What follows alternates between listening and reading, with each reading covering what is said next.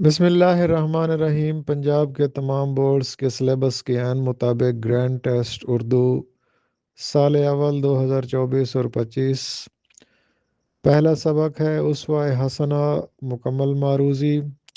4 ممکنہ جوابات میں سے درست جواب کا انتخاب کیجیے۔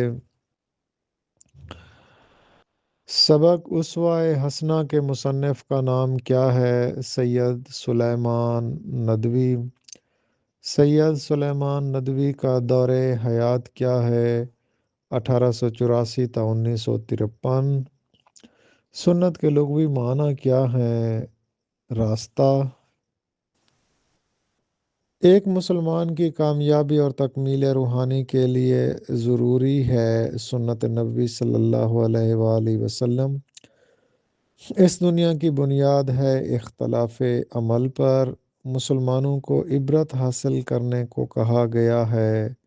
معرکہ احد سے خدا کی محبت کا اہل بنا جا سکتا ہے۔ مذہب کے شارح کی نصیحتوں پر عمل کر کے خدا کی محبت کا اہل بننے کے لیے ہر مذہب نے ایک بتائی ہے تدبیر۔ مکہ کے تاجر اور بحرین کے خزینہ دار کی تقلید کرو اگر تم دولت مند ہو۔ صفا کا لفظی مطلب ہوتا ہے چبوترا۔ اخلاق فاضلہ کا انحصار ہوتا ہے جذبات کے اعتدال پر۔ اسلام میں 2 چیزیں بڑی اہم ہیں، کتاب اور سنت۔ کتاب سے مراد ہے قرآن مجید اور سنت سے مراد ہے نبی صلی اللہ علیہ وسلم کا بتایا ہوا راستہ۔ مسجد نبوی کے ممبر پر کھڑے ہونے والے کی باتیں سنو اگر تم واعظ ہو۔ حجر اسود یہ کالے رنگ کا پتھر ہوتا ہے۔ سبق اسوہ حسنہ صنف کے لحاظ سے ایک لیکچر ہے، خطبہ ہے۔ کتاب سے مراد ہے قرآن مجید۔ اگر تم استاد اور معلم ہو تو دیکھو صفا کی درسگاہ کے معلم قدس کو۔ طبقہ انسانی کے لیے ہدایت کا نمونہ اور ذریعہ نجات ہے رسول اکرم صلی اللہ علیہ وآلہ وسلم۔ ابر باراں اور آفتاب عالم تاب کہا گیا ہے۔ آپ صلی اللہ علیہ وآلہ وسلم کو سیرت طیبہ میں نصیحت پذیری موجود ہے ہر طبقے کے لیے۔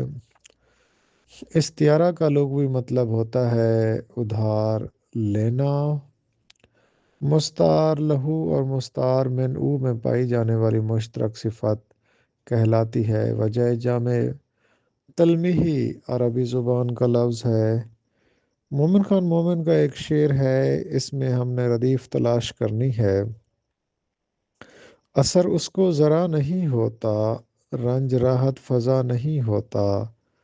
اب اس میں جو نہیں ہوتا یہ ردیف ہے۔ میں نے آج اخبار نہیں پڑھا، اسے اردو نہیں آتی۔ بانگ درا کس کی تصنیف ہے؟ رات میں نے خواب دیکھا۔ کافی آتا ہے ردیف سے پہلے۔ مقطع کی پہچان ہے کہ وہ غزل کا آخری شعر ہوگا اور اس میں تخلص ہوگا۔ غزل میں قافیہ آ سکتا ہے، غزل میں قافیہ ردیف کے بغیر آ سکتا ہے۔ گل کو ہوتا صبا قرار اے کاش، اس مصرع میں اے کاش کیا ہے؟ اس مصرع میں اے کاش ردیف ہے۔ اردو ڈائجسٹ چھپ گیا ہے۔ جتنے بھی رسائل ہیں، اخبارات ہیں، ڈائجسٹ ہیں، میگزین ہیں، وہ مذکر بولے جائیں گے۔ ہر غزل میں ردیف کا ہونا ہے، لازمی نہیں، ضروری غیر ضروری، لازمی نہیں ہوتا جی۔ غزل جو ہے اس کے لیے ضروری چیز قافیہ ہوتا ہے اور غزل لازمی نہیں، غزل کے لیے ردیف لازمی نہیں ہوتی۔ زندگی ہے یا کوئی طوفان ہے؟ اس مصرع میں کیا ہے؟ اس مصرع میں تشبیہ ہے، زندگی کو طوفان سے تشبیہ دی گئی ہے۔ وہم خالی جگہ دوا تو حکیم لقمان کے پاس بھی نہیں، وہم یہ مذکر لفظ بولا جاتا ہے۔ اگست کے مہینے میں بہت حبس ہوتا ہے، حبس بھی مذکر بولا جاتا ہے۔ پانی میں جھاگ اٹھا، جھاگ بھی مذکر بولا جاتا ہے۔ لندن سے تار آیا، یہاں تار سے مراد ہے خط یا پیغام۔ تو اگر تار پیغام کے معنوں میں ہے تو وہ مذکر ہے، جیسے لندن سے تار آیا۔ اور اگر تار استعمال کرنے والی چیز ہے، میٹل ہے، تو وہ مؤنث ہوگی، جیسے تار چوری کر لی گئی۔ مقطع غزل اور قصیدے کا کون سا شعر ہوتا ہے؟ مقطع غزل کا یا قصیدے کا آخری شعر ہوتا ہے۔ مطلع کے دونوں مصروں کا ہم قافیہ ہونا ضروری، غیر ضروری، غیر اہم، غیر ضروری اور غیر اہم ہے۔ مطلع غزل کا پہلا شعر ہوتا ہے، اس کے دونوں مصروں کا ہم قافیہ ہونا ضروری ہوتا ہے۔ قافیہ آتا ہے، قافیہ ہمیشہ ردیف سے پہلے آتا ہے۔ اس کے دل میں امنگ اٹھی، امنگ مؤنث ہے۔ دل دھڑکنے کا سبب یاد آیا، وہ تیری یاد تھی اب یاد آیا۔ یہ ناصر کاظمی کی غزل کا پہلا شعر ہے۔ ردیف ہمیشہ آتی ہے قافیے کے بعد، یہ آخر میں آتی ہے اور قافیے کے بعد آتی ہے۔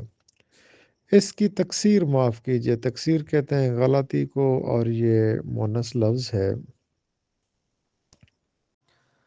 یہ خندق بہت ڈیش ہے، خندق مذکر استعمال ہوتا ہے، یہ خندق بہت پرانا ہے۔ دنیا کی حرف گیریوں کا خیال رکھنا پڑتا ہے، حرف گیری مؤنث ہے۔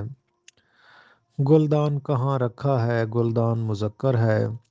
اس شعر میں علم بیان کی کون سی صورت ہے؟